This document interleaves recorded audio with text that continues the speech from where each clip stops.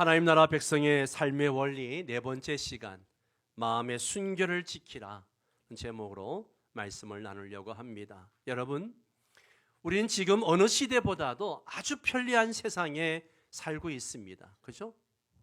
이 스마트폰 하나면 모든 세상의 정보를 얻을 수 있고요, 또 집에 앉아서 클릭 몇 번만으로도 원하는 모든 것을 볼 수 있는 그런 시대를 우리가 살고 있습니다. 그런데 이런 편리함이 우리에게 항상 축복만을 가져다 주는 것은 아닙니다. 오늘날 우리는 이전 세대가 경험하지 못한 유혹의 세상에 살고 있습니다. 스마트폰과 인터넷은 우리의 손안에 있지만 동시에 음란한 이미지와 유혹적인 콘텐츠도 언제든지 우리를 향해서 열려 있습니다.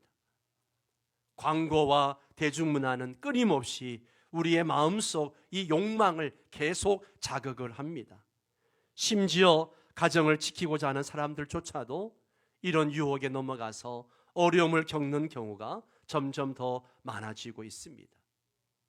한 연구에 따르면 많은 사람들이 생각보다 쉽게 이러한 유혹에 빠지고 그것이 개인과 가정에 미치는 영향은 매우 심각하다라고 이야기합니다.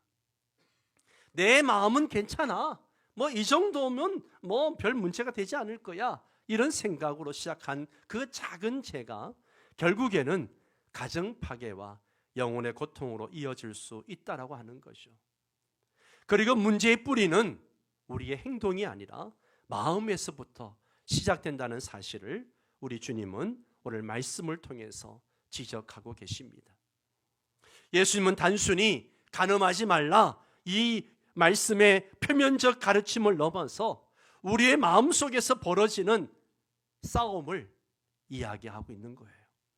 오늘 우리는 이 말씀을 통해서 현대를 살아가는 우리 자신을 돌아보고 우리의 마음을 청결하게 하고 하나님의 뜻을 따라 순결한 삶을 살아가기 위한 길을 찾아가고자 합니다.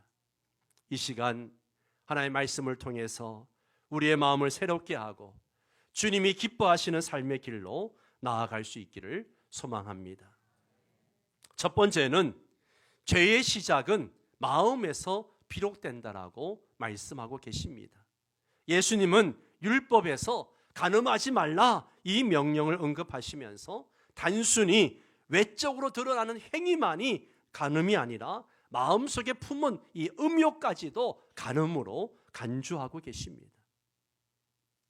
당시 유대인들은 율법을 문자적으로만 이해를 했습니다. 간음을 행위로 드러나야만 죄로 간주했고 마음속의 생각이나 욕망은 문제로 삼지 않았습니다. 그러나 예수님은 죄를 외적인 행동의 차원에서 끝내지 않고 그 근원인 마음까지 살피시고 계시는 거죠. 우리 마음까지, 동기까지 살피시는 거예요. 마음에서 시작된 죄는 결국 행동으로 이어지고 하나님의 거룩함에 반하는 삶을 초래합니다. 여러분, 죄는요, 마음속 욕망에서 시작이 됩니다. 예수님은 이렇게 말씀하십니다. 여자를 보고 음욕을 품는 자마다 마음에 이미 뭐 했다고요? 간음하였느니라. 욕망은 단순히 사람이나 사물에 대한 감탄이나 호기심을 넘어서 그것을 소유하거나 자기 욕구를 만족시키려는 의도를 품게 될 때 이것이 죄로 변질되어지는 거예요. 여러분, 욕망에서 죄로 이어지는 과정을 보십시오. 먼저 욕망은 마음속에 뿌리를 내립니다. 마음속에 뿌리를 내려요. 그리고 뿌리 내린 욕망은 결국 잘못된 선택과 행동을 하도록 부추깁니다. 그리고 결국 그 행동은 원치 않는 결과를 낳게 되는 것이죠. 야고보 사도는 이 과정을 아주 명확하게 설명을 합니다. 오직 각 사람이 시험을 받는 것은, 여기 시험은 뭐예요? 유혹입니다. 템프테이션, 유혹이에요. 유혹을 받는 것은 자기 욕심에 끌려 미혹됨이니 욕심이 잉태한 적 죄를 낳고 죄가 장성한 적 뭐를 낳는다고요? 사망을 낳는다. 이 말씀은 내 안의 욕망이 어떻게 죄로 이어지는지 보여주는 말씀이죠. 여러분, 아담과 하와의 사례를 보십시오.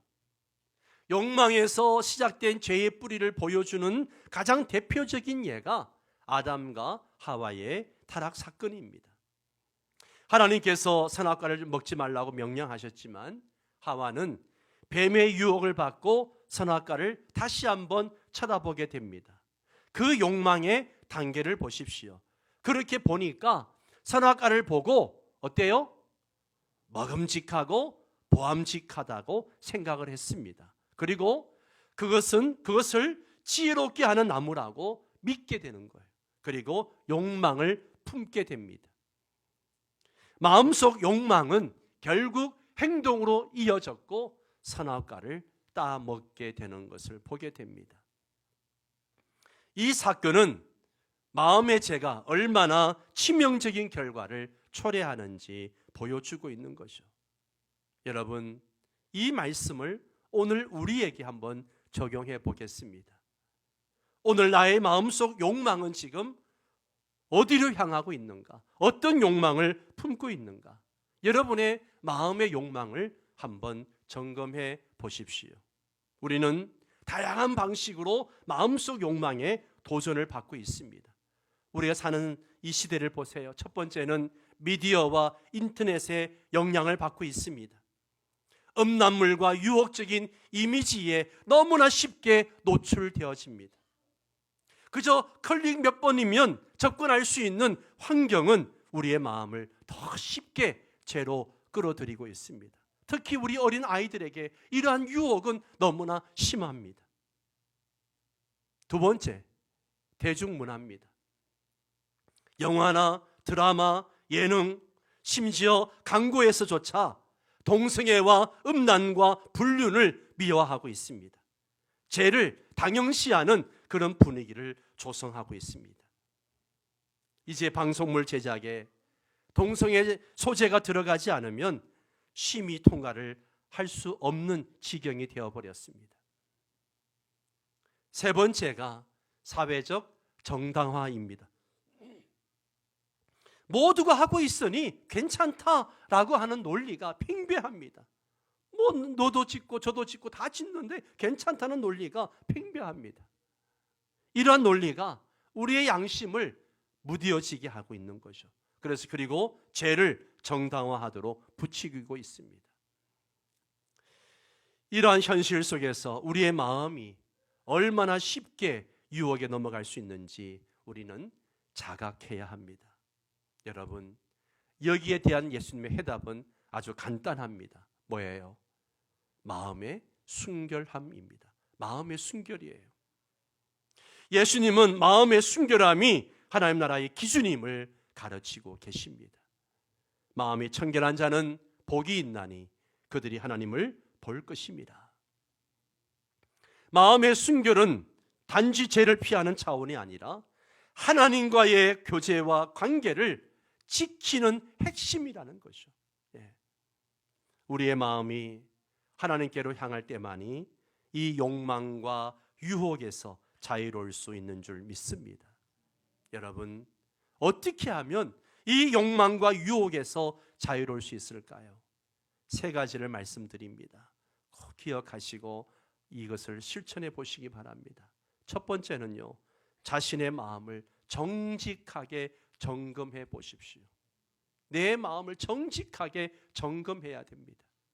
내 마음속에 어떤 욕망이 자리 잡고 있는지, 또 그 욕망이 하나님을 기쁘시게 하는 것인지, 내 가족이나 이웃들을 기쁘게 할 수 있는 것인지 한번 생각해 보십시오.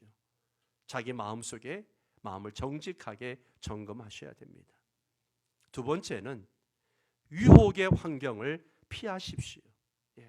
유혹의 환경을 피해야 됩니다. 마음속 죄를 유발하는 상황이라든지 이미지, 사람과의 관계를 과감히 정리해야 됩니다. 이거 쉽지 않다는 거 압니다. 그러나 계속해서 그러한 것들이 나를 유혹하고 넘어지게 만든다면 끊어야죠. 결단하셔야 됩니다. 세 번째는 하나님께 의지하십시오. 매일 말씀과 기도로 마음을 새롭게 해야 됩니다. 성령님의 도우심을 구해야 됩니다. 왜냐하면 내 의지와 결단만으로 되지 않기 때문에 그렇습니다. 성령님의 도우심이 있어야 합니다. 죄는 행동에서 끝나는 것이 아니라 마음속 욕망에서 시작이 되어집니다. 예수님은 우리의 마음이 청결하고 순결하기를 원하십니다. 우리의 시선과 마음이 세상의 유혹에서 하나님께로 고정될 때 우리는 죄를 이길 힘을 얻게 됩니다. 잠언 4장 23절 함께 읽습니다. 무릇 지킬 만한 것보다 더욱 내 마음을 지키라. 생명의 근원이 이에서 남이니라. 아멘. 마음을 지키시기 바랍니다.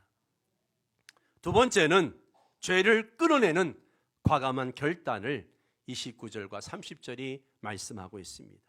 예수님은 죄를 끊어내는 문제에 대해서 아주 강력하고도 과감한 결단을 요구하시죠. 우리 29절 30절 함께 읽습니다.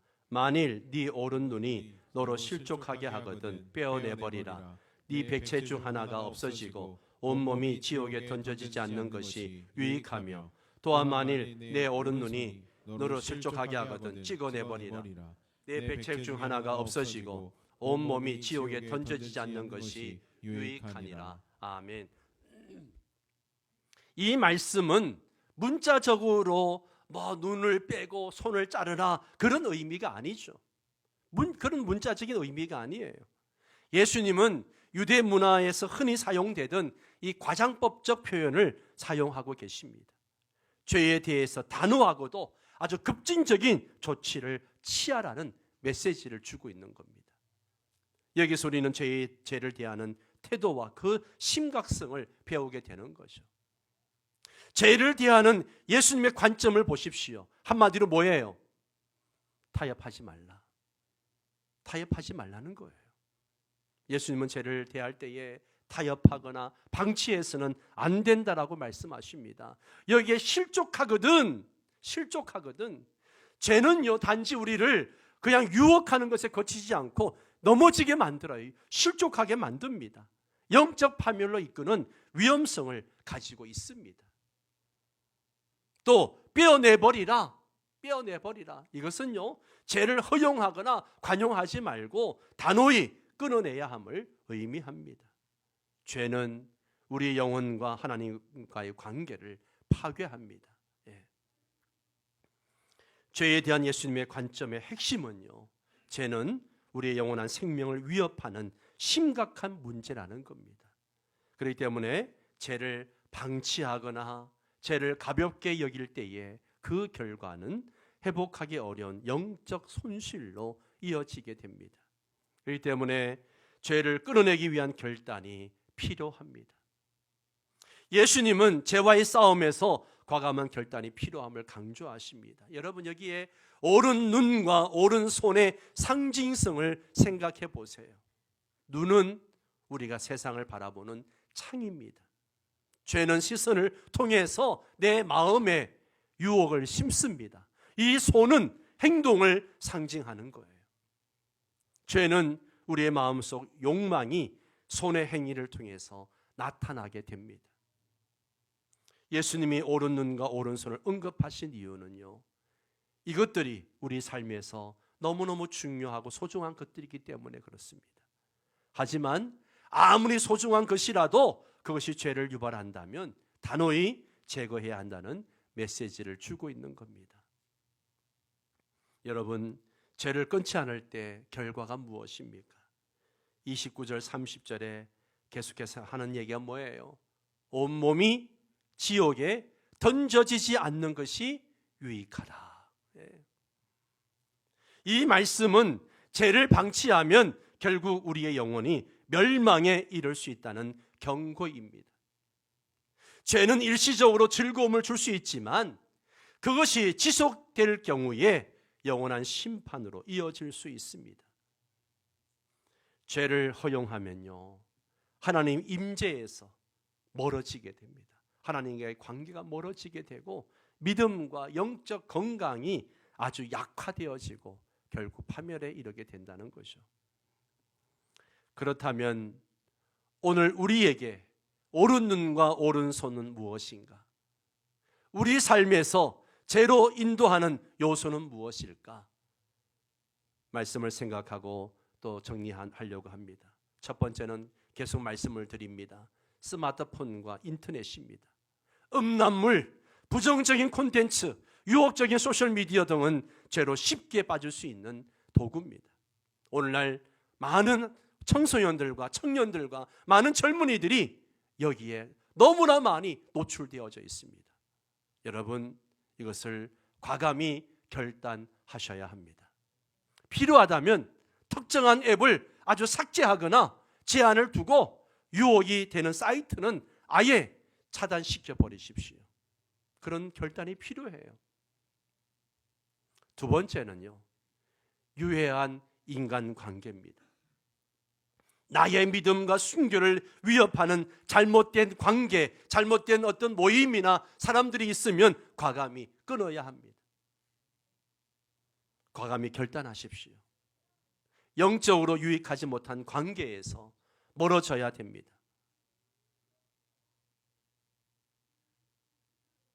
신앙 공동체 속에서 건강한 관계를 맺어야 됩니다. 여러분, 이거 너무너무 중요한 겁니다. 그리고 세 번째는요, 죄를 부추기는 환경입니다. 죄를 부추기는 환경. 술집이라든지 음란한 영상이 있는 모임이라든지 잘못된 습관들, 이것은 죄의 유혹을 부추길 수 있습니다. 역시 과감히 결단하셔야 합니다. 이러한 환경에서 벗어나 하나님께 집중할 수 있는 환경을 만들어야 됩니다. 이러한 죄를 끊어내는 것은요, 단지 결심만으로 되는 게 아니에요. 실제적인 조치를 취해야 됩니다. 어떤 조치를 취해야 될까요? 첫 번째는요, 회개 기도입니다. 회개 기도하셔야 됩니다. 하나님 앞에서 죄를 고백하고 용서를 구하는 기도를 하셔야 됩니다. 말씀만 듣고 끝나서는 안 됩니다. 내 안에 그러한 요소들이 있다면 과감하게 결단하셔야 됩니다. 회개 기도를 하셔야 됩니다. 아멘. 회개 기도하십시오. 두 번째는요, 환경의 변화를 가져오게 해야 됩니다. 죄를 유발하는 환경에서 과감히 떠나십시오. 자꾸 그 환경을 만들어 놓고 그 안에 있지 마십시오. 떠나셔야 됩니다. 이는 때로 희생을 요구할 수 있지만 영적 유익을 위해서 반드시 필요한 일입니다. 세 번째는요, 영적 무장을 하시기 바랍니다. 말씀과 기도로 매일 영적 싸움을 준비하셔야 됩니다. 교회여 말씀과 기도로 일어나라, 우리가 외치는 이유가 뭐예요? 이 영적 무장을 하기 위해서입니다. 하나님의 말씀은 우리의 유혹을 이길 수 있는 강력한 무기입니다. 말씀이 내 안에 있어야 돼요. 그럴 때 유혹을 이겨나갈 수 있습니다. 마지막 네 번째로 공동체의 도움이 필요합니다. 여러분, 내가 그러한 연약함이 있고 그러한 것이 자꾸 넘어진다면 신앙 공동체에 솔직하게 털어놓고 도움을 구하십시오. 공동체와 함께 죄와 싸우십시오. 믿음의 형제 자매는 서로를 격려하면서 죄의 유혹에서 멀어질 수 있도록 도울 수가 있습니다. 그래서 구역 모임이 필요한 것이고, 그래서 교회 안에서 신앙 공동체가 그래서 필요한 겁니다. 그런 도움이 필요하기 때문에